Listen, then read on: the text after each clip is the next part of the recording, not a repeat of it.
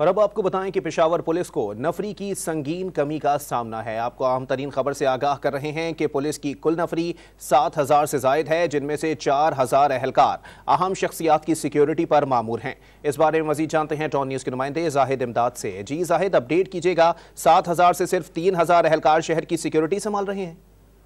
जी बिल्कुल, पेशावर पुलिस को नफरी का जो कमी का सामना है ये है, और मजमूई तौर पर 7,000 से ये टोटल नफरी है पेशावर पुलिस की, जिनमें से जो ऑपरेशनल जो तानाजात में ड्यूटी पर है, जो मोबाइल गश्त में ड्यूटी पर है, और इसी तरह से दीगर मकामात पर जो ड्यूटी दे रहे हैं, तो वो तकरीबन 2,000 से जायद, तकरीबन 3,000 के करीब ये तादाद बनती है। इसी हवाले से जो दीगर नफरी है, तो वो जो दीगर जो VIP ड्यूटीज हैं उन पर तैनात है। तमाम पुलिस और पेशावर पुलिस को इस वक्त जहां पर राजधानी और स्ट्रीट क्राइम समेत जो दहशतगर्दी का भी सामना है, तो पेशावर पुलिस को नफरी के बाय जो है वो चैलेंजेस का सामना है। जी बहुत शुक्रिया जाहिद इमदाद अपडेट करने के लिए।